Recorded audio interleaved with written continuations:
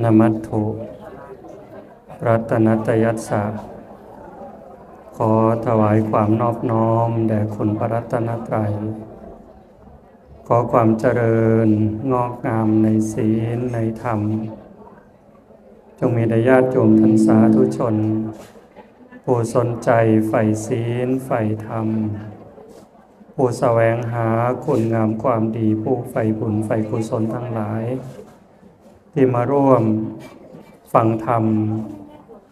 สมโภชองค์กฐินเพื่ออุทิศบุญกุศลส่งไปถึงดวงวิญญาณของใช่หรือเปล่านี่ยังมีชีวิตอยู่ไหมทำไมจะเข้าใจผิดไหมเพื่อเป็นการอุทิศส่วนกุศลแด่คุณยายดวนสิทธิศรีโยยวะคุณยายนางสาวอติพรสิทธิศรี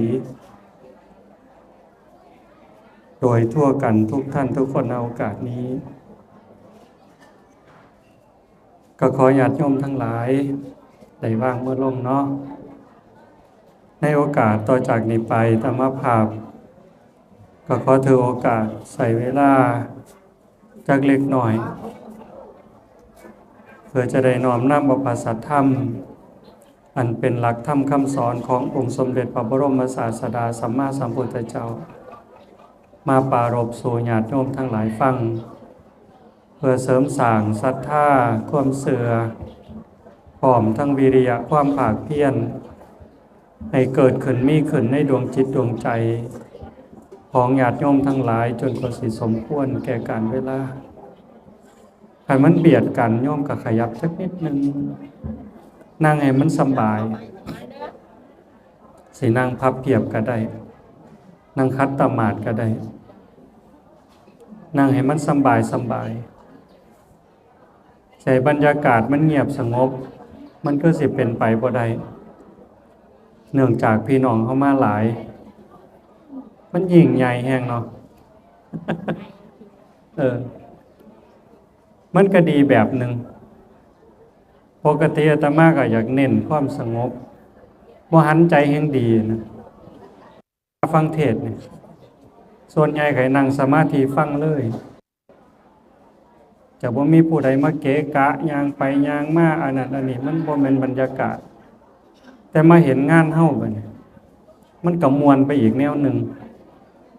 อันนี้ความรู้สึกจากใจจริงๆมันเป็นการสืบทอดสืบสานวัฒนธรรมประเพณี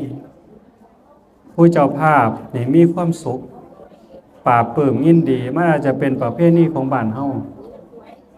ถ้ามาก็มาจนจื้อบ่ได้แล้วล่ะบ้านครูกาสิงห์นี่บ่มาเท่าใดมาทุกเที่ยวญาติโยมก็หลาย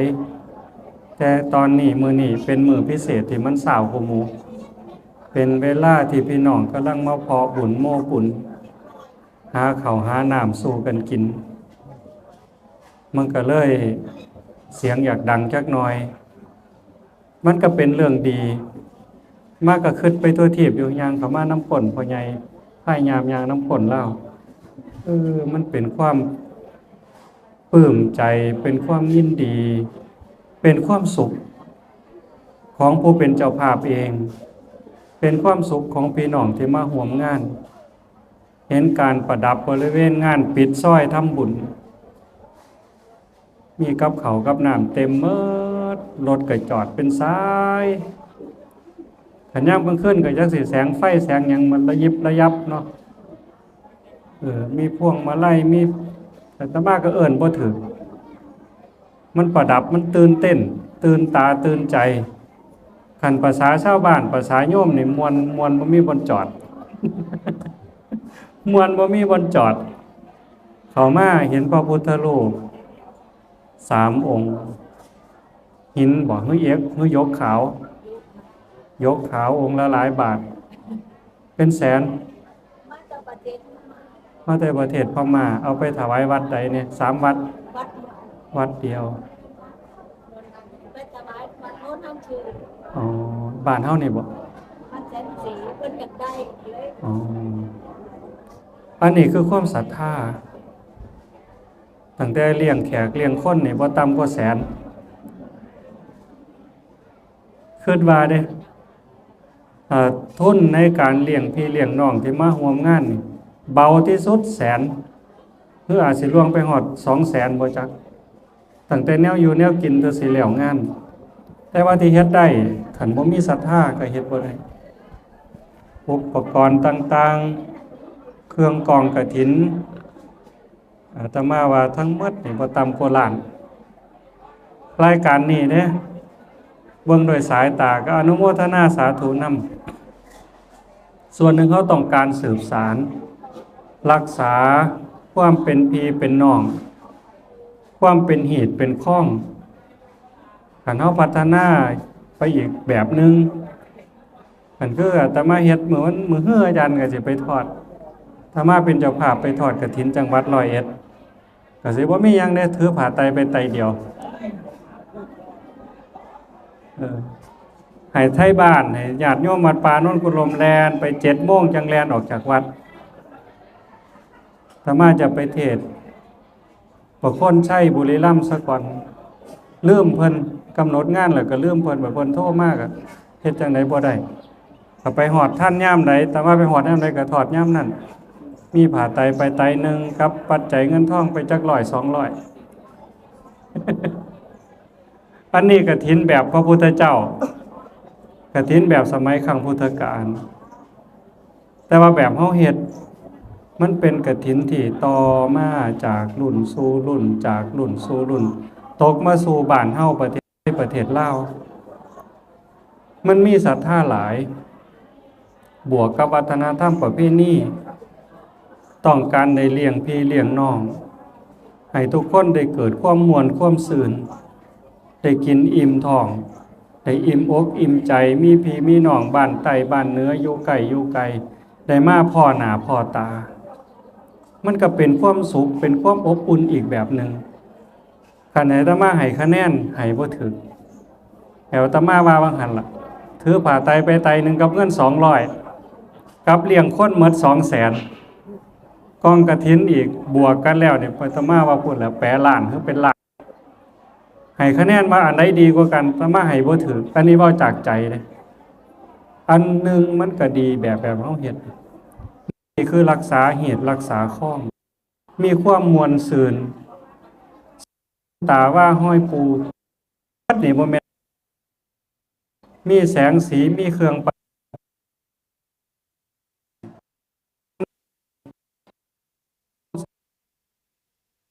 ไม่ออกว่ามาจากศรัทธาจากปรารถนาบุญจากความจากบุญมี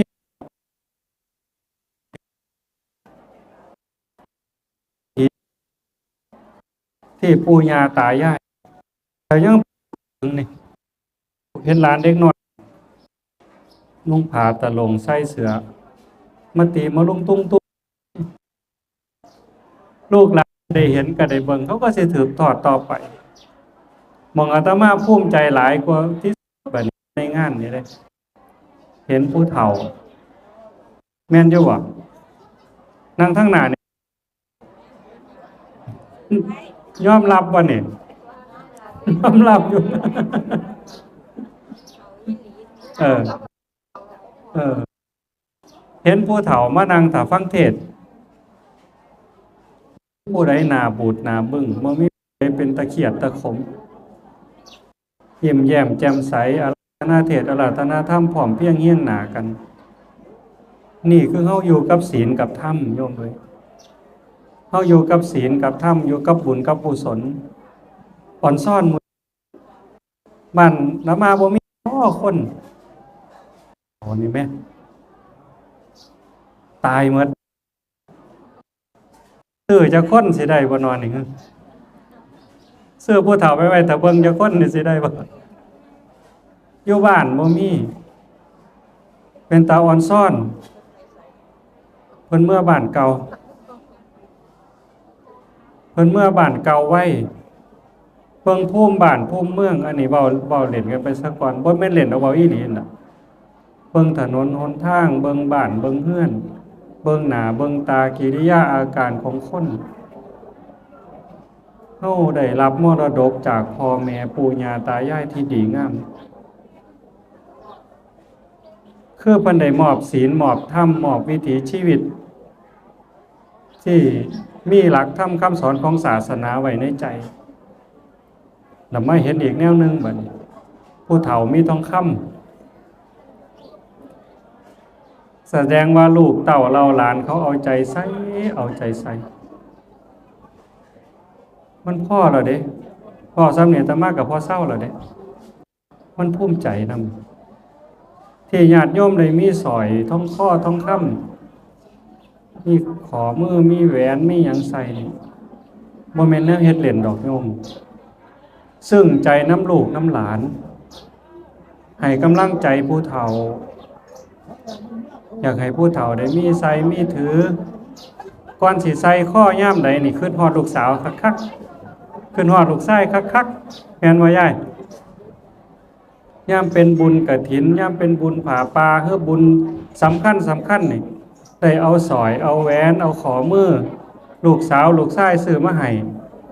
สิยกใส่สวมข้อบ่ได้นี่คือเห็นหน้าลูกแล้วก็ยิ้มแม่นอยู่บ่ สิเอาสร้อยเอาแหวนใส่ข้อใส่มือย่ำไหนขึ้นฮอดหน้าลูกสาวลูกชายยิ้มมีความสุขลูกหลานก็ไปหาเงินหาค่ำเขาก็ตอบแทนให้พ่อแม่ได้มีความสุขอันนี้คือถูกต้องตั้งแต่เครื่องอยู่ของกินธรรมดาก็ธรรมดาแล้วแต่ว่าโดนๆอาจจะหามื้อ10มื้อเดือนนึงได้มาร่วมบุญร่วมงานได้แต่งโตวเรียบร้อยแต่งโตวสะอาดสะอ้านใส่สร้อยใส่แหวนมานั่งฟังเทศน์นั่งฟังธรรมนี่คือการเลี้ยงจิตเลี้ยงวิญญาณของผู้เป็นพ่อเป็นแม่มันละเอียดอยู่ได้โยมขันมองบ่ลึกบ่เห็นเนี่ยมองไปถึงน้ำจิตน้ำใจมองไปถึงเจตนาความรู้สึกของผู้ให้นี่คือเพิ่นวางรากฐานไว้ดีคันเว้านี่เป็นตาอิจฉาอยู่ถ้าเว้าถึงเด้พอถึงนี่เป็นตาอิจฉาพี่น้องบ้านกูกาสิงถ้าจะเปรียบกับทั้งบ้านฟังอาตมามันบ่มีแนวนี้ผู้เฒ่าก็เมื่อบ้านเก่าไปหมดซุ่มอยู่ก็งอกๆแงกๆบ่ได้มีโอกาสมาฟังเทศน์ฟังธรรมจังซี่เพราะปานใดส่วนใหญ่ก็สิยากนำเวียกเพิ่นบ่ทันรวยเพิ่นอยากรวยกว่านี้อีกแต่บ้านเฮานี่มุ่งหาศีลหาธรรมเตรียมตัวเพื่อสิจากโลกนี้ไปแบบผู้ที่มีกำไรแบบผู้ที่ร่ำรวยโยมฟังเข้าใจเนาะคือจังได๋ทุกคนเกิดมามันก็ตายอยู่แล้วเกิดมาในโลกนี้สัวคูสัวย่ามมาในโลกนี้สัวคูสัวย่ามบ่เกิน100 ปีอีกจักหน่อยก็หนีจากโลกนี้ขันมัวแต่สิหาเงินหาค่ำหาแต่ความร่ำรวยมันได้มือเปล่าสิ่งที่ได้ที่มีเป็นสมบัติของโลกบ่ว่าสิเป็นดินดอนตอนหญ้าไห้หน้าเฮือนซ่านบ้านซองแก้วแหวนเงินค่ำรถล่ามาสร้างมันก็เอาถิ่มขึ้นให้โลกหมดได้มาเท่าใดก็ขึ้นให้โลกหมดแต่ว่าบุญกุศลคุณงามความดีสิ่งที่เฮ็ดที่ทำไว้ยิ่งเป็นประโยชน์กับบ้านกับเมืองกับโลกกับสังคมวัดว่าศาสนาหลายเท่าใดนั่นล่ะกลับกลายเป็นสมบัติที่ติดอกติดใจติดดวงวิญญาณไปในขณะที่เป็นอยู่เทตมาเรามาทั้งหมดลูกหลานหลานสาวหลานชายลูกสาวลูกชายให้พ่อแม่ได้อยู่บ้านเฝ้าบ้านเฝ้าเรือนเบิ่งหน้าตาหมู่เจ้านี่บ่ได้ไปตากแดดไปเกี่ยวหญ้าให้งัวดอก ได้อยู่บ้านเล่นกับหลานหน่อยกับเหลนหน่อยนอกจากนั้นก็ไปจังหันไปจังเพ่นมื้อบุญก็ได้แต่งสุดงามๆใส่สร้อยคอทองคำบักใหญ่ห้าวแขนนี่แต่มาสิว่าห้าวทบเข่าไปคุยทั้งศรีสะเกษหมู่เจ้าก็สิได้มีความสุขในขณะเดียวกันนอกจากเก็บเกี่ยวบุญกุศลใส่จิตใส่ใจแล้วก็ได้มีความสุขกับชีวิตประจำวัน อันนี้ย่อมคิดดีๆเด้เฮาสิต้องการหยังไปหลายกว่านี้สิ่งที่เขาดิ้นรนขนขวายหัวหม่นก้นซุกปากกัดตีนยันเขาก็หวังได้มีความสุขแต่เขาถิ่มความสุขไปทั้งหน้าผู้ใดก็ตามที่บ่ได้มีธรรมะนี่ถิ่มความสุขไปข้างหน้าดันมันออกไปเรื่อยๆเราก็แล่นหาได้อันนี้สิมีความสุขได้อันนั้นสิมีความสุขได้อันนึงแล้วก็อยากมีอันสองมีอันสองก็อยากมีอันสามอันสี่อันห้ามันจังสิมีความสุขก็แล่นหาไปเรื่อยคือบ้าเง่าแล่นน้ำเง่าแต่ว่าพอออกไม่ออกพ่อใหญ่ไม่ใหญ่ทั้งกูกาสิงเขาเอาความสุขปัจจุบันเอาความสุขแต่ละมือบ่ต้องแลนน้ำมันดอกอย่างเขามานั่งฟังเทศฟังธรรมนี่หายใจเข้าหายใจออกหูเอาลองเบิ่งหลับตาลงเบาๆยืดกายขึ้นตรงๆหายใจเข้าพุทหายใจออกโธขันเอาเคยใส่พุทโธหายใจเข้าพุทหายใจออกโธพุทโธพุทโธผู้บ่เคยยุบหนอพองหนอก็ยุบหนอพองหนอไปขันผู้บ่เคยว่าแนวใดเลยเบิ่งแต่ลมหายใจเข้าหายใจออกก็บ่ผิดบ่มีแนวผิดถูกหมดเจตนาคือให้มีสติในอารมณ์ปัจจุบันความสุขแบบนี้เงินซื้อบ่ได้บาทหนึ่งกับบ่ขาย100 บาทกับบ่ขายแสนกับบ่ขายล้านกับบ่ขาย100 ล้านพันล้านกับบ่ขายความสุขจากการที่มีจิตสงบร่มเย็นขันมันเอาเงินเอาค่ำซื้อได้เจ้าชายสิทธัตถะต้องเอาเงินเอาค่ำซื้อเอาแต่บัดเพิ่นสิได้ความสะอาดบริสุทธิ์แห่งจิตปิดประตูอบายบ่ตกนรกบ่เป็นเปรตบ่เป็นอสุรกายบ่เป็นสัตว์เดรัจฉานจนเป็นพระอรหันต์บ่ไปเกิดไสอีกเลยได้จากการนั่งเบิ่งลมหายใจนี่อันนี้ยอดบุญเฮามาสมโพธิองค์กฐินมางานองค์กฐินมาทำบุญกฐินน้ำเพิ่นเฮาได้ตั้งอกตั้งใจไว้หลายมื้อหลายวันหลายเวลาได้นำผ้าเจ้าของเห็นหน้าหมู่เห็นหน้าพวกผู้บางคนอาจเป็นหมู่กันตั้งแต่สมัยเขาโรงเรียนบัดมื้อนี้มาพ้อกันในงานบุญได้นั่งเฮี้ยงกันนั่งฟังเทศน์นำกันเอาบุญใส่จิตใส่ใจอีหยังมันสิมีความสุขเกินนี้โยมว่ายิ่งมองไปข้างหน้ามองไปข้างหน้าเฮาสิได้บุญอันนี้เป็นที่เพิงปุญญานิปะละโลกัสสมิงปฏิทาโหนติปานินังเพราะเหตุว่าบุญนั้นเป็นที่พึ่งของสัตว์ทั้งหลายในโลกหน้าพร้อมทั้งโลกต่อไปจังว่ามันมีความสุขมองไปข้างหน้าก็มีความหวังมองไปข้างหลังก็มีความสุขคำครูบาอาจารย์เพิ่นเว้ามองไปข้างหน้าก็มีความหวังว่าเฮาบ่ตกต่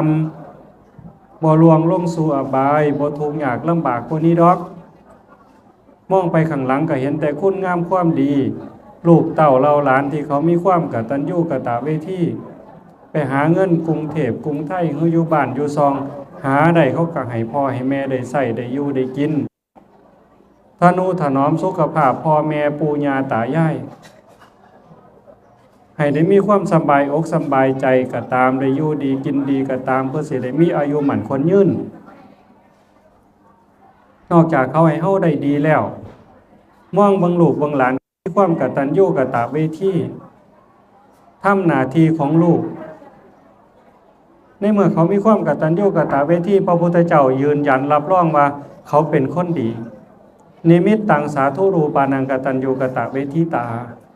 ความกตัญญูกตเวทีเป็นเครื่องหมายของคนดีขันเฮาสิจากโลกนี้ไปเฮาก็บ่ห่วงเขาเมื่อเขาเป็นคนดีมีความกตัญญูกตเวทีฮักกันระหว่างพี่ระหว่างน้องเป็นดีเป็นคนดีของบ้านเป็นคนดีของเมืองเป็นคนดีของสังคมเฮาบ่วิตกกังวลอีหยังเลยเขาก็เป็นคนดีเก็บเกี่ยวบุญกุศลใส่ใจเขา ตั้งแต่เขาเลี้ยงพ่อเลี้ยงแม่มันก็บุญมหาศาลล่ะเคยได้ยินได้ฟังอยู่ตัวเวลาโยมมาบานเพิ่นเอาจิตวิญญาณของสัตว์โลกของคนอย่างต่างๆที่ตายไปแล้วไปสู่โยมมาโลกปัดเวลาเพิ่นตัดสินก็สิสรุปว่าสัตว์ผู้นี้ในคราวเป็นมนุษย์ได้เลี้ยงพ่อเลี้ยงแม่โยมฟังคำนี้สัตว์ผู้นี้ในคราวเป็นมนุษย์ได้เลี้ยงพ่อเลี้ยงแม่เคารพสมณพราหมณ์คือเคารพพระสงฆ์องค์เจ้าเป็นคนมีศรัทธาในศาสนาศรัทธาในความดีเพิ่นก็ว่าให้ไปสู่สุคติยกขึ้นสวรรค์เลยไล่ขึ้นสวรรค์คันลูกเต้าเราหลานผู้เลี้ยงพ่อเลี้ยงแม่เคารพพระสงฆ์องค์เจ้าเป็นคนดีของบ้านของเมืองของสังคมเพิ่นก็ส่งขึ้นสวรรค์โลดแต่ถ้าว่าสัตว์ผู้นี้ในคราวเป็นมนุษย์ย่อมเอาเก้าอี้มานั่งก็ได้เด้นั่งเก้าอี้ก็ได้บ่ผิด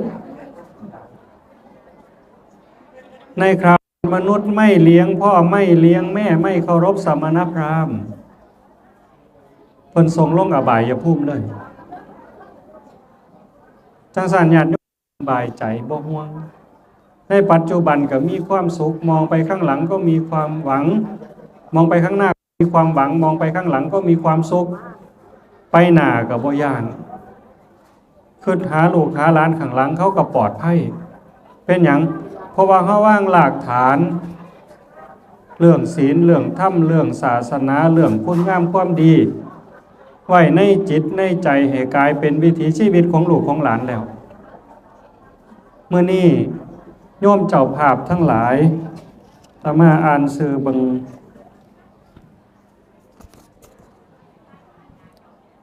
ร้อยตำรวจตรีบรรจงคุณแม่สาวรักษ์สุวรรณวงศ์คุณพ่อมานูน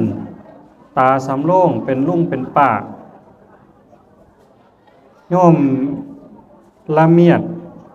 ละเนียนแม่นบ่มะเนียนโยมมะเนียนโยมจะเลิ่นสีเที่ยงโยมสุนีโยมถาวรเหนือโทโยมไพรีโยมข้านน้ำวงโยมปานี่พันตำรวจโทไม่ตีเศษโถโยมดาล่าน้ำวงกับมิสเตอร์ยังกับบ่จักก็ทำไมยันอ่านผิดบ่กล้าอ่านไหมฝรั่งอะเนาะลูกสาวลูกเขยหลานสาวหลานเขยกันนี่คือเจ้าภาพหลักผู้เฮ็ดกองกฐินเพื่ออุทิศบุญกุศลไปถึงโยมคุณย่ายดวนโยมนางสาวอธิพรสิทธิศรีอันนี้ก็จะเกิดจากความหักความแพงความปรารถนาดีหวังดีต่อกันเฮาอาศัยความศรัทธาในพระศาสนาอาศัยกิจกรรมในการสร้างบุญสร้างกุศลเพื่ออุทิศจริงๆทุกคนมีบุญเป็นของตนมีกรรมเป็นของตนในข้าวที่มีชีวิตตมาใส่คำว่าผลงานของชีวิตตั้งแต่เกิดฮอดตายนี่ผู้ใดเฮ็ดหยังไว้ก็ย่อมได้รับผลอันนั้นของไผของมันแต่ว่าผู้อยู่เบื้องหลังเป็นญาติโดยประเพณี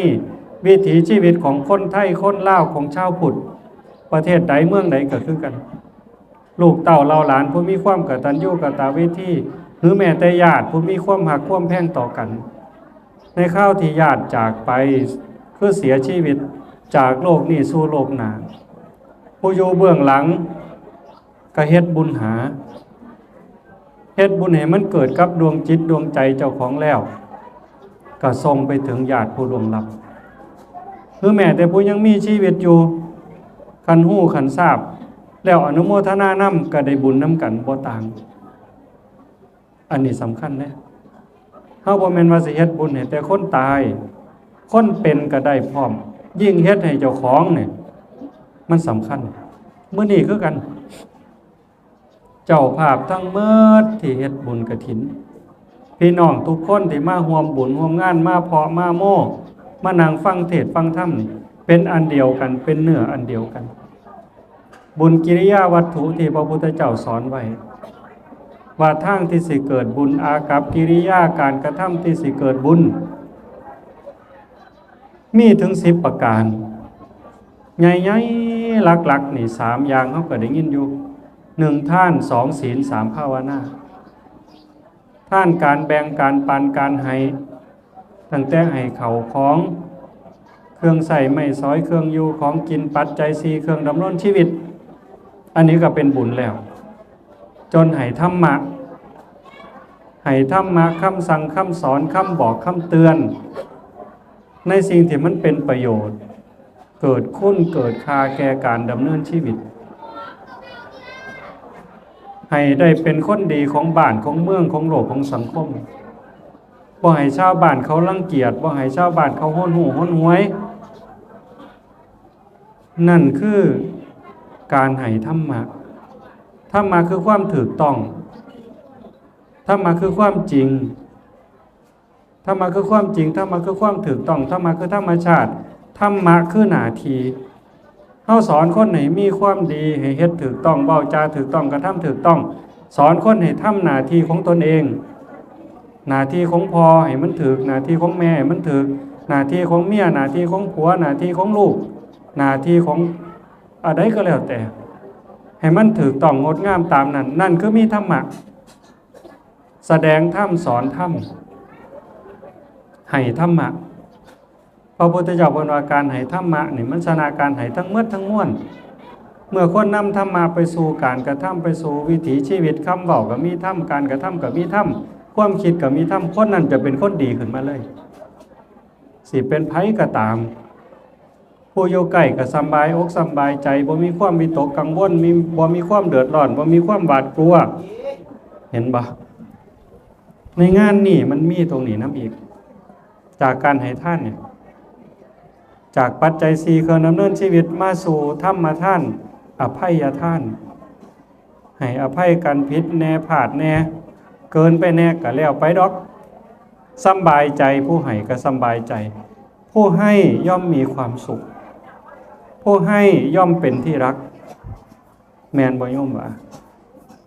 ให้หยังก็ตามขันให้แนวมันดีๆงามๆมันพอใจประทับใจผู้รับนี่มันเป็นที่ฮักของผู้รับเทิงให้วัตถุคือว่าให้ธรรมะให้อภัยอันนี้เป็นทานเป็นบุญศีลการสำรวมระวังกายวาจาใจให้เป็นปกติเรียบร้อยงดงามบ่แม่นแต่ผู้อยู่ก่อนได้รับปานาทินากาเมมุสาสุราได้รับศีลมีศีลบ่แม่นไม่ออกพอออกญาติโยมผู้มาที่หลังก็บ่ต่างกันเฮาเข้ามาในบริเวณงานนี่เฮาสงบเฮาระวังสิลุกสิย่างไปก็คอยหมอบคอยข้านมาฮอดก็กราบงามๆนั่งนิ่งๆเงียบๆมันเป็นศีลพร้อมเป็นสมาธิพร้อมเป็นปัญญาพร้อมอยู่ในนี่หมดบุญเกิดกับทุกคนล่ะ3การเจริญภาวนาธรรมะส่วนไหนเฮาได้เฮ็ดสมาธิบรรยากาศมันอาจจะบ่เงียบสงบ 100% อาตมาเชื่อว่าภายในทุกคนสงบถึงสิมีคนโศกันย่างไปย่างมากินข้าวกินน้ำล้างถ้วยล้างซ้ำแต่ว่าเมื่อเฮาวางจิตถึกอยู่ท่ามกลางความวุ่นวายเฮาก็สงบได้ต่างกันเด้คันเฮายกจิตบ่ขึ้นแม้อยู่ในที่เงียบเฮาก็วุ่นวายเฮาก็เป็นทุกข์แต่คันเขายกจิตขึ้นได้อยู่ท่ามกลางความวุ่นวายเสียงกระทึกคือโคมใจเฮากับสงบร่มเย็นเป็นสุขได้วัดกันบนนี้ว่าเฮามีธรรมจริงบ่มีศรัทธาจริงบ่ปล่อยได้บ่ว่างเป็นบ่แต่โยมทุกคนว่างได้บุญมันเกิดล่ะสิ่งเหล่านี้สิเฮ็ดได้ถ้าบ่ผ่านการฝึกการฝนบ่ได้ยินได้ฟังจนทำความเข้าใจเป็นทำความเข้าใจถึกมันจะเป็นไปบ่ได้เลยแต่นี่เนื่องจากญาติโยมเป็นผู้มีบุญเป็นต้นทุนอยู่แล้วชีวิตมีบุญมีกุศลมีศีลมีธรรมเป็นเครื่องค้ำจุนใจก็จังให้เฮาได้อยู่ในลักษณะอาการแบบนี้ ตั้งแต่หน้าตาผิวพรรณกิริยาอาการที่ปากที่เว้าที่เป็นที่อยู่คล้ายๆเฮานี่กับพี่น้องบ้านเปาะบึงบูรศรีสะเกษก็มีหมู่บ้านหนึ่งคือกับเฮานี่แหละหน้าตาก็คือกันสะอาดสะอ้านงดงามคือกันมีศรัทธาคือกันนี่บุญจากภาวนามีขันธ์ขยายจาก3เป็น10อ่อนน้อมถ่อมตนเข้ามาในบริเวณงานมีความอ่อนน้อมอ่อนโยนเคารพในสถานที่เคารพในศีลในธรรมเคารพในพ่อใหญ่แม่ใหญ่พ่อปู่แม่ย่าพ่อตาแม่ยายเคารพในผู้ฟังธรรมเคารพในครูบาอาจารย์สูงสุดเคารพในตนเองเคารพภาษาบาลีมาจากคำว่าเคารวะเคารพแปลว่ารู้จักคุณค่าเฮาฮู้คุณค่าของชีวิตเจ้าของคันเฮาปล่อยไปมื้อนี้เฮาไปอยู่ทงอยู่ทาไปอยู่ไร่อยู่นาไปเฮ็ดอีหยังก็แล้วแต่ไปนอนเล่นอยู่เฮือนอยู่ซ่านชีวิตเฮาก็หมดไปคือกันโยมลองคิดเบิ่งว่าชีวิตเหมือนกับก้อนน้ำแข็งชีวิตคือก้อนเสื่อมความแก่มันอยู่นำเฮาความเฒ่ามันอยู่นำเฮาความเจ็บความป่วยมันอยู่นำเฮาความตายมันก็อยู่นำเฮาในขณะที่เฮาหายใจเข้าหายใจออกมันก็ยับไปสู่ความตายเดินทางไปสู่ความตายทุกขณะลมหายใจเข้าออกในเมื่อความตายใกล้เข้ามาเฮาสิให้วันเวลาของชีวิตหมดไปกับหยังหมดไปกับการกินบ่ หมดไปกับการเล่นบ่หมดไปกับการเอารัดเอาเปรียบบ่ให้ชีวิตวันเวลามันหมดไปกับการสร้างบาปสร้างกรรมบ่รู้สึกวันเวลาของชีวิตหมดไปกับการสร้างบุญสร้างกุศลสร้างคุณงามความดีสร้างประโยชน์ไปกับโลกกับแผ่นดินกับประเทศชาติศาสนาเห็นบ่เฮาเข้าใจจังสี่เฮาจังมีความเคารพอ่อนน้อมในสถานที่ในบุคคลในศีลในธรรมบุญขอนี้เกิดต่อมาบุญจากการขนขวายในกิจที่ชอบงานใหญ่ปานนี้มันยิ่งใหญ่แห่งเด้อาสิใส่คนหลายฝักหลายฝ่ายจ้างมากก็มีพวกนั้นกลางเต้นบักหลายๆเต้นตั้งโต๊ะหลายๆโต๊ะเฮ็ดประล่ำประดับสายลุงประดับเครื่องประดับจักหยังต่อหยังเนี่ยใส่เวลาเป็นสัปดาห์ในการจัดสถานที่มันก็เกิดความปราบปลื้มเกิดความยินดีเกิดความสบายใจเกิดความยิ่งใหญ่ครั้งหนึ่งในชีวิตโยมอาจสิมีกำลังทรัพย์เฮ็ดได้หลายๆเทื่อแต่ว่าเทื่อหนึ่งเทื่อใดก็ตามที่ได้เฮ็ดให้มันงดงามเฮ็ดให้มันเต็มที่เต็มกำลังที่อาตมาเอาแต่เบื้องต้นอันนี้ก็ดีแนวหนึ่งมันประทับใจในเมื่อเฮาเฮ็ดเต็มที่สุดกำลังเนี่ยมันเกิดความประทับใจเพิ่นเอิ้นว่าเท่หมดหน้าตักภาษาพวกนักการพนันเขาว่าเท่หมดหน้าตักเพื่อหยังเฮาต้องการความประทับใจอาตมานึกถึงคำสอนของพระพุทธเจ้าแล้วก็นึกถึงเหตุการณ์ที่ว่าเฮาสิมีหยังประทับใจไว้มันทั้งบุญทั้งบาปทั้งดีทั้งชั่วสิ่งเหล่านี้มันสิปรากฏกับเฮาในเวลาจิตสุดท้ายก่อนตายแม่ออกพ่อเคยเล่นน้ำเฮาเป็นเด็กหน่อยก็ตามผู้ใหญ่ก็ตามบางๆลังเทื่อเฮาขีดมือเอามือก็ตามเอาไม้ก็ตามเอาหยังก็ตามขีดน้ำเฮาขีดปั๊บน้ำมันสิแยกจากกันเป็นคลองแต่แป๊บเดียวมันประสานเป็นปกติบ่ถึงหน้าที่แค่3 วิ5 วิน้ำมันก็ขึ้นกันปั๊บ3 วินาทีบ่เกิน5 วินาทีเฮาขีดไปปั๊บน้ำมันต้องประสานกันเป็นเนื้อเดียวคือเก่าคันเฮาขีดลงในทรายที่เขามาเฮ็ดงานก่อสร้างเนี่ยเฮาขีดปั๊บก็สิเป็นห้อยอยู่เป็นมือ2 มือ5 มือได้แต่คันเฮาขีดลงในดินเหนียว อาจสิเป็นหลายปี5 ปี10 ปีก็ได้ขันมันอยู่ในห่มในเงาแต่ขันอยู่ในน้ำมันก็บ่โดนน้ำกระแทกแนวมันก็ลบแต่ขันขีดไว้ในหินล่ะเป็น100 ปี1,000 ปียังเขาแกะสลักหินจังสิเป็น100 ปี1,000 ปีความประทับใจเฮาคือกันอารมณ์อันใดสิประทับใจเฮาไว้ตั้งแต่เช้ามานี่อารมณ์กระทบใจเฮานี่บ่ต่ำกว่า100 1,000เรื่องแล้วเป็น100 เรื่อง1,000เรื่องแต่โยมจำหยังได้แน่จำบ่ได้จักอย่างถอดเกิบไว้ไสมานั่งเขามาฟังเทศน์ผู้บางคนคิดบ่ออกเลยนั่นคือบ่ได้ประทับใจกินข้าวกับหยังแน่ลืมไปเลยนี่คือมันบ่ประทับใจยายมันคือกับขีดลงในน้ำแต่ขันมีผู้ใดด่าแม่ตอนยังเขามานี่มันยังเจออยู่เด้นี่มันประทับใจเลยนี่แต่มันเป็นฝ่ายบาปคือว่าเห็นหน้าหมู่หน้าพวกบ่ได้พ้อกันมาโดนทักทายถามกันแล้วเกิดความอิ่มใจคือหอดความเก่าความหลังอันนี้มันประทับใจมันสมัยเขาว่าอาจจะขีดลงในทรายคือดินเหนียวแล้วแต่ถอดเกิดไปใส่ในขีดลงในน้ำแล้วเลยที่เจ้าภาพเฮ็ดบุญใหญ่ประเภทนี้บ้านเฮาเฮ็ดบุญใหญ่ประดับประดานี่จักดอกไม้ดอกตอกพระพุทธรูป3 องค์เลี้ยงพี่เลี้ยงน้องเครื่องประดับประดาบุญใหญ่ยิ่งใหญ่แห้งนี่ขันเจ้าภาพอยากให้มันเกิดบุญยิ่งอยากให้มันเป็นสิ่งประทับใจยิ่งซึมซับย่างออกไปเบิ่งข้างนอกแล้วเลี้ยวเข้ามา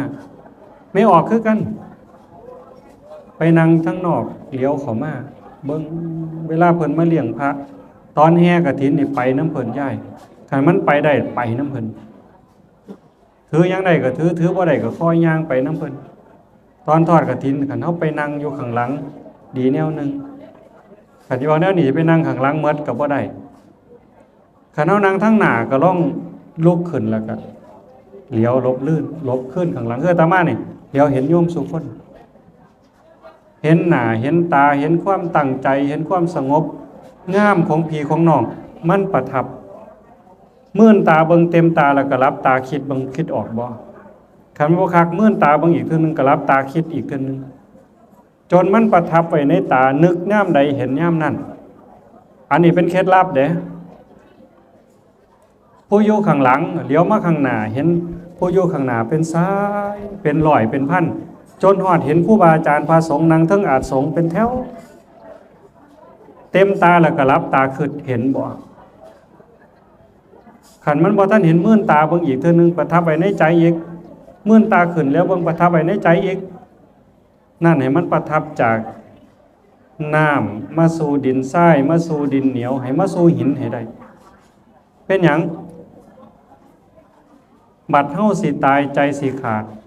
ให้ภาพนิมิตเหล่านี้ที่มันประทับไว้อย่างแข็งแรงมั่นคงมันผุดขึ้นมา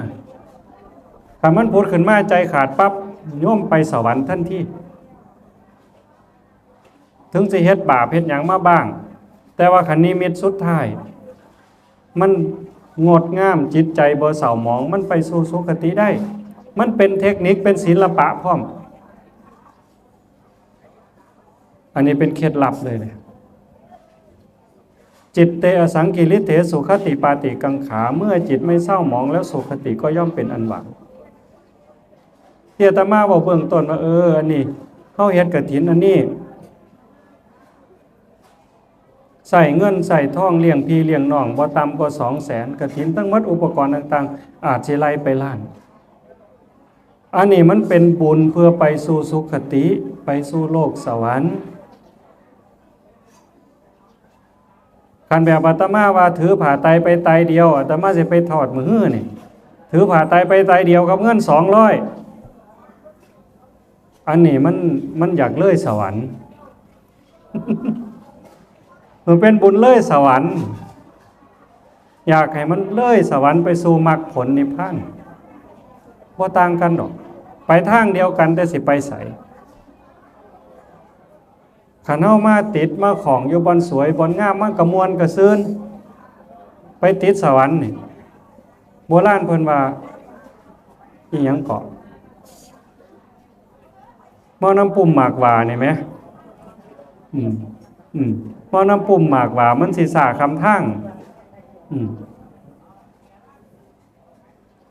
สวรรค์นี่มันเพิ่นเอิ้นว่าเกี่ยวสักขะนี่คือสิ่งเกาะคือเกี่ยวเบ็ดสวรรค์นี่แปลว่าเบ็ดย่ายเฮาอยากไปสวรรค์กันหมดแต่พระพุทธเจ้าเพิ่นให้ค่าสวรรค์ว่าคือกับเบ็ดมันก่อไว้บ่ให้ไปสู่มรรคผลนิพพานเฮาเคยเห็นปลาติดเบ็ดบ่เห็นกบติดเบ็ดบ่มันติดดีบ่มันดีแต่ว่าบางเทื่อมันเผลอผัวทิพย์เมียทิพย์เทวดาผู้เดียวนางฟ้าเป็นร้อยเป็นพันเผลอประมาทเทวดาตายตกนรกเลยก็มีเป็นตาย่านมันน่ะ อยากได้หยังก็ได้อยากกินหยังก็ได้โลดกินทิพย์โลดเป็นทิพย์เนาะเทวดาเป็นทิพย์วิมานทิพย์ทุกอย่างทิพย์หมดได้ดังอกดังใจมีความสุขหมดแต่ว่าบางเทื่อมันเผลอมวนจนลืมได้ยินบ่หาวซ้ำตายโบราณบรรลุหาวซ้ำตายเทวดาก็อยู่ในลักษณะนี้มวนจนเกินไปนางฟ้ากับบักคักบักง่ามบักหลายเทวดากับสุดรอบักหลายมีแต่เสียงทิพย์เสพงั้นสนุกสนานแต่เพียงข้าวเดียวหมดบุญหมดเวลาตกนรกได้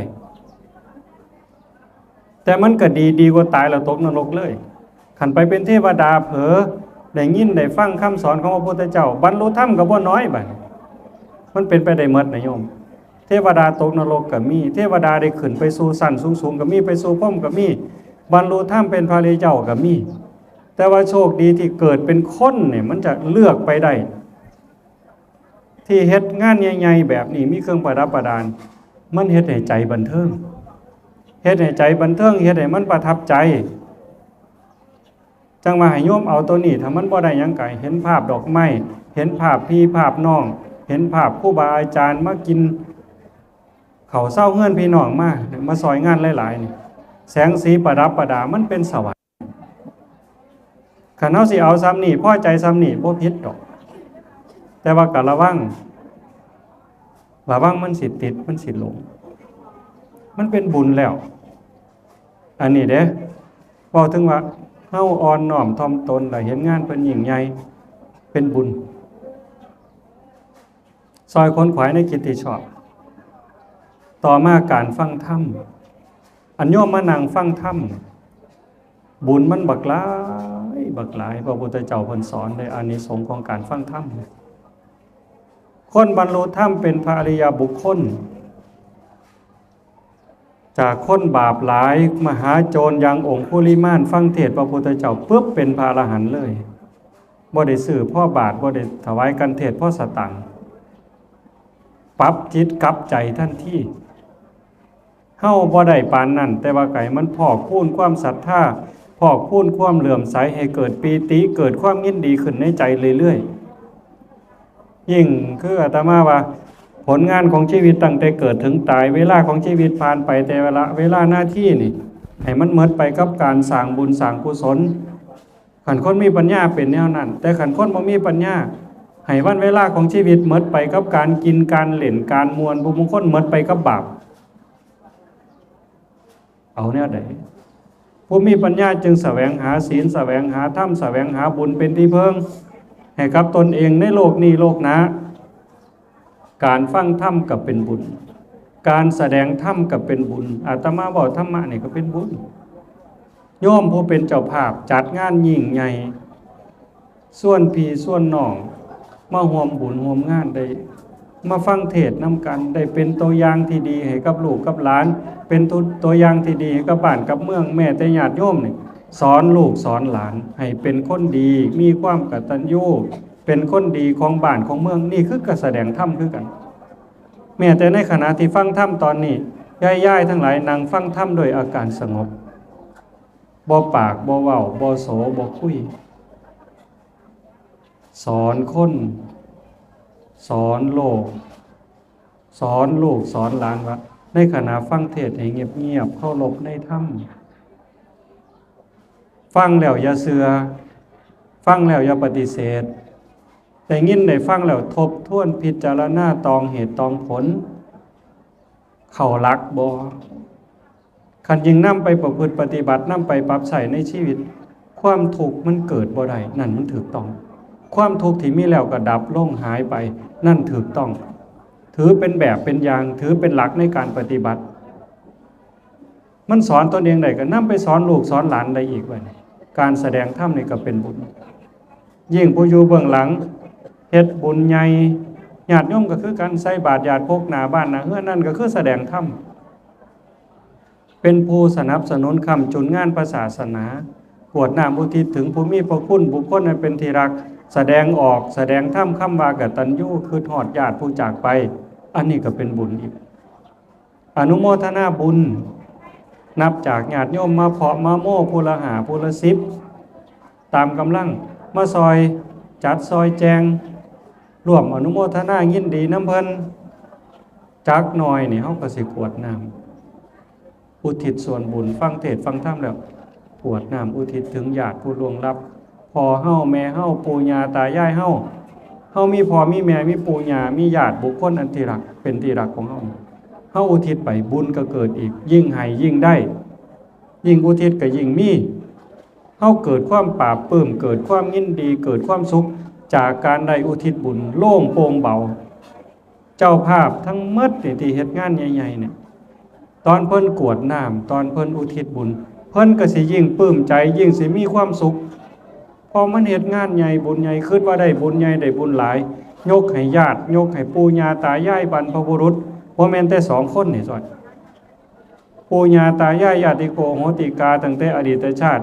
เป็นร้อยๆชาติ700ชาติพันชาติหมื่นชาติเฮาอุทิศไปก็ยังสิถึงอยู่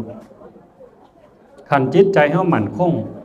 จิตใจตั้งมั่นจังว่าเฮาภาวนาเจริญสมาธิไปนำเพื่อให้ใจมันตั้งมั่นมันมีกำลัง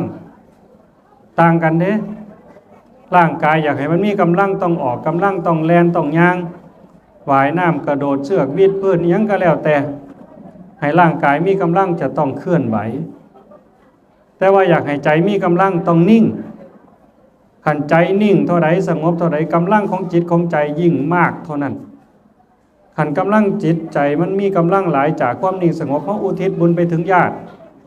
บุญจากความนิ่งเนี่ยมันก็กำลังอยู่แล้วมันมีกำลังทรงอีกก็ถึงญาติสิอยู่ภพใดภูมิใดแต่อยู่ในฐานะที่รับได้เพิ่นก็รับทันทีพลังบุญมันแห้งเห็นบ่บุญจากการอุทิศส่วนบุญบุญจากการอนุโมทนาบุญ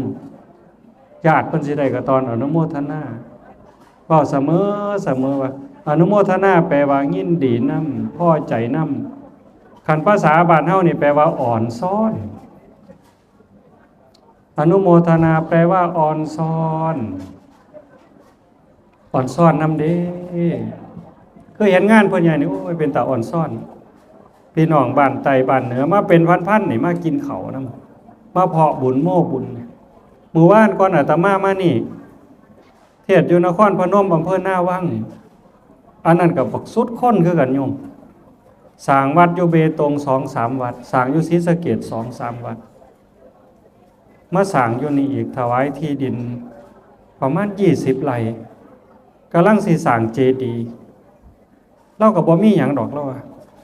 คันเวลาทำบุญหมดเทหมดกระเป๋าทั้งผัวทั้งเมียมื้อนี้เฮ็ดบุญก็เอิ้นพี่น้องไปฟังเทศน์บ่าย 3ฮอดเวลาลังไหลมาบ่หน้าเชื่อ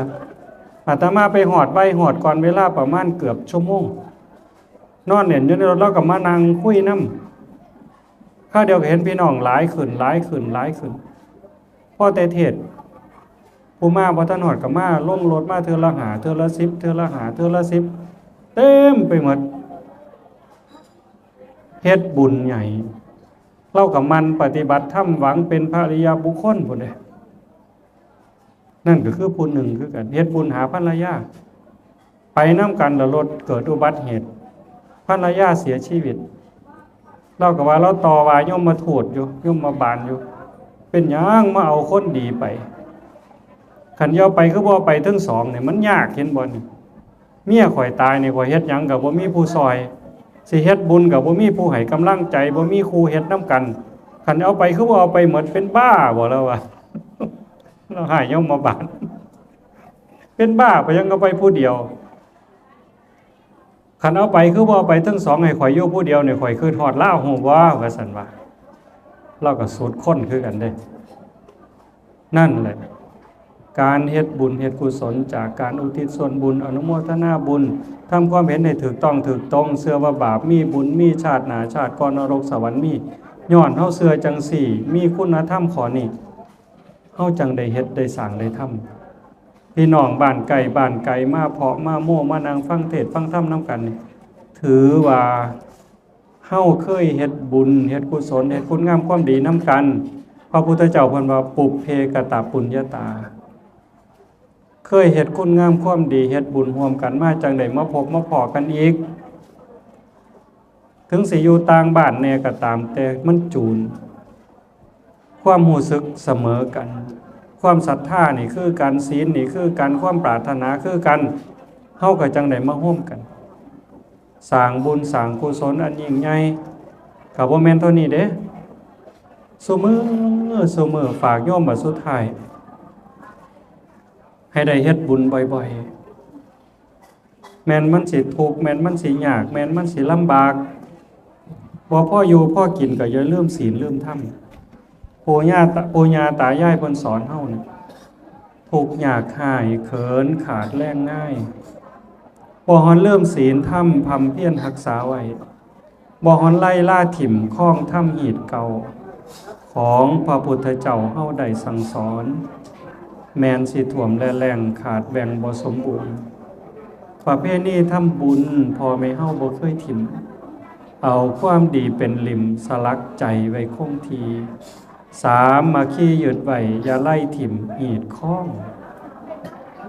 แม่นมันสิทุกข์สิยากเข้าขาดแรงแกงขาดหมอแม่นสิถ่วมสิแรงหากินบ่กลุ่มซกกลุ่มปากแต่เฮาก็บ่ควรลืมศีลลืมธรรมบ่ควรลืมการสร้างน้ำทำบุญเพราะว่าเฮามาในโลกนี่เพื่อมาสร้างบุญมาสร้างบารมีมาสร้างคุณงามความดีเพื่อเป็นสัมภารธรรมนำพาจิตวิญญาณไปสู่ปรโลกที่มีความสุขมีความสงบร่มเย็นสูงสุดคือปลอดภัยไปสู่ภพภูมิที่ปลอดภัยจากวัฏสงสารคันเฮายังเกิดมาอยู่ยังเวียนว่ายอยู่มันเกิดตายแล้วปั๊บมันเกิดแน่นอนแต่มันสิเกิดเป็นหยังเกิดเป็นสัตว์นรกก็เกิดเป็นเปรตก็เกิดเป็นอสุรกายก็เกิดเป็นสัตว์เดรัจฉานก็เกิดเป็นคนก็เกิดเป็นเทวดาก็เกิดเป็นพรหมก็เกิดแต่เฮาเลือกเอาบ่ได้น้อมต้องเข้าใจตรงนี้เฮาอยากเป็นเทวดาอยากไปสู่สุคติแต่มันบ่แน่เพราะว่าบาปเฮาก็เฮ็ดบาปก็เฮ็ดบุญก็เฮ็ดดีก็เฮ็ดบ่ดีก็เฮ็ดจังได๋บัดเทิงบาปเทิงบุญเนี่ยมันอยู่ที่เฮาเฮ็ดความคิดคำพูดการกระทำที่ถึงพร้อมด้วยเจตนามันจะกลายเป็นกรรมแต่มันฝังไว้ในใจเนี่ยเทิงคือคำเฮาขีดลงในน้ำขีดในทรายขีดในดินเหนียวขีดในหินตัวใดประทับใจหลายกว่ามันสิมาตอนใจสิขาดจิตดวงสุดท้ายในชีวิตนี้จะเป็นจิตดวงแรกของชีวิตหน้าโยมต้องจำตัวนี้เด้จำตัวนี้ให้ได้จิตดวงสุดท้ายในชีวิตนี้จะเป็นจิตดวงแรกของชีวิตหน้านิมิตก่อนตายตัวใดปรากฏแล้วใจขาดมันจะไปตรงนั้นเฮ็ดบาปมาตลอดชีวิตแต่เฮ็ดบุญน้อยๆซ้ำเลี้ยงพ่อเลี้ยงแม่เนี่ยป้อนเขาแม่เขาพ่อเอาสาดเอาหมอนเพิ่นไปตากแดดแล้วภาพนี่มันปรากฏแล้วใจขาดปั๊บไปสวรรค์ซะก่อนบาปที่เฮ็ดมาเอาไว้ทั้งหลังคือกันคันเฮ็ดดีเฮ็ดงามมาสร้างกฐินสร้างวัดสร้างว่าสร้างโบสถ์สร้างเจดีย์อีหยังมาก็แล้วแต่จิตดวงสุดท้ายภาพที่เจ้าของเถียงแม่ภาพเจ้าของเถียงพ่อปรากฏไปนรกก่อนจังว่าเฮ็ดใหญ่ๆนี่งานใหญ่ๆนี่เพื่อให้มันประทับไว้ในใจประทับในความรู้สึกที่อาตมาบอกโยมมันรับตามื่นตารับตามื่นตาให้นึกถึงภาพนี่ให้มันชัดเจนค่ะมันชัดเจนแล้วมันปรากฏก่อนใจสิขาดมันสิพาไปสู่สุคติขันไปเป็นเทวดาเพิ่นมีบุญมีงานเทวดาไปฟังเทศน์ฟังธรรมบรรลุธรรมหลายกว่ามนุษย์ผุนโยมเทวดาบรรลุธรรมหลายกว่าคน แต่เทวดาอีกซุ่มหนึงกับมั่วมวนมั่วเพิ่นก็คือคนนี่แหละพวกมวนบ่สนใจวัดบ่สนใจว่าก็คือกันไปวัดย่ามไหนไปวัดย่ามฟ้อนบังไฟไปวัดงานศพแต่สิไปทำบุญบ่คือกันเฮาผู้มีศรัทธานี่จึงว่าเป็นผู้มีทรัพย์พระพุทธเจ้าเพิ่นเอิ้นอริยทรัพย์มีศรัทธาอยากฟังเทศน์อยากฟังธรรมอยากมาร่วมบุญร่วมงานนี่คือผู้มีปัญญาพร้อมศรัทธาที่สัมปยุตด้วยปัญญาโยมให้รีบเร่งขนขวายความป่วยมาหอดเฮาสิย่างบ่ได้ก็บ่จักมื้อใดสินอนติดเตียงก็บ่จักมื้อใดเมื่อสินอนแล้วไปเลยก็จักมื้อใดเฮาเห็นข่าวอยู่บ่อยๆปีกายแม่นบ่ปีกายแม่ออกผู้หนึงเพิ่นเป็นครูกำลังไล่สดการเฮ็ดอาหารเนี่ยอาตมาเห็นโอ้ยอึดอัดพอสมควรหันใจบ่อิ่มเหมือนไปเพิ่นใส่โทรศัพท์เครื่องนึงนี่เปิดหมอลำดองอีกเครื่องนึงเนี่ยถ่ายรูปเจ้าของกำลังสิสาธิตการเฮ็ดน้ำเงี้ยวเป็นข้าวปุ้นภาคเหนือเนี่ยครับแม่นบอกภาษาเนาะน้ำเงี้ยวเอาน้ำใส่จังซี่กับม้วนอยู่หั่นล่ะหัวเอาลูกน้อยอยู่มานี่เพิ่นก็กำลังเว้าน้ำแต่เห็นหมอมันเดือดบึกอยู่เว้าอยู่ดีๆแล้วล้มเอาหน้าไปจุ่มใส่หม้อน้ำร้อนก็หงายหลังลงผัวได้ยินเสียงล้มก็เปิดประตูมาขวางประตูอยู่ตายเลยฟังปีนี้ก็อยู่ลำปางนั่นบ่อำเภอห้างฉัตรกลุ่มแม่บ้านนี่เต้นฟ้อนอยู่ทั้งเวทีฟ้อนม่วนหันหน้าหันหลังเขาประกวดกิจกรรมแม่บ้านหันหน้าหันหลังละล้มลงตายเลยมันบ่ได้เตือนบ่ได้บอกจำบางเถื่อจังซั่นในเวลาของชีวิตที่ผ่านไปแต่ละวันเวลาหน้าที่นี่ให้ได้มันนึกถึงบุญนึกถึงกุศลนึกถึงคุณงามความดีของพี่ของน้องของคนรอบข้างตนเองกับมันเขาวัดเขาว่ามันเฮ็ดคุณงามความดีเว้าดีจาดีซะก่อนคิดดีเว้าดีจาดีทำดีกับคนรอบข้างกับผัวกับเมียกับลูกกับเต่ากับพ่อกับแม่กับชุมชนบ้านเมืองละพยายามเอาออกซะความโลภความเห็นแก่ตัวความโกรธอาฆาตพยาบาทจองเวรบ่มีคุณกับผู้ใดมีแต่โทษความโกรธนี่ก็ตามความโลภนี่ก็ตามความลุ่มหลงก็ตามบ่มีบุญมีคุณกับผู้ใดมีแต่โทษแต่ว่าคนโง่ๆมักเสียดายความโลภแสดงความโลภอยู่บ่อยๆแสดงความโกรธอยู่บ่อยๆแสดงความอาฆาตอยู่บ่อยๆขันบ่บางโง่บ่มีแนวอื่นแม่นว่าไม่ออกว่าฮะมักเอาความโง่เอาความโกรธความแค้นมาอ้างคนนี่คือผู้บ่ทันมีธรรม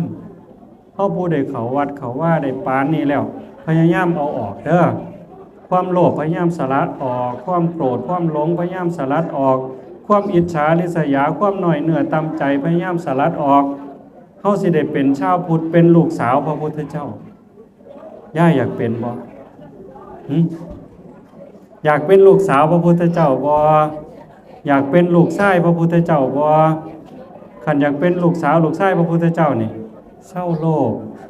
เศร้าโกรธเศร้าหลงมันบ่หมด 100% ก็มันหมดไปจัก 25% จากคนใจไว้ใจร้อนให้เป็นคนใจเย็นจากเป็นคนผูกแขนผูกอาฆาตให้เป็นคนมีเมตตาให้เป็นคนให้อภัยยิ้มง่ายให้ใจสบายอันนั้นล่ะเฮาสิได้เป็นลูกสาวพระพุทธเจ้าบ่ท่านเป็น 100% ก็ได้เป็นจัก 25% ปิดประตูอบายบ่ตกนรกบ่เป็นเปรตอสุรกายเฮาเดินทางนี่กำลังสิเดินเข้าไปสู่จุดหมายเข้าใจเด้บ่แม่นว่าย่องกันเด้นี่ย่างมาแบบนี้กำลังสิไปถึงจุดหมายของความเป็นลูกสาวลูกชายพระพุทธเจ้าพยายามขึ้นไปอีก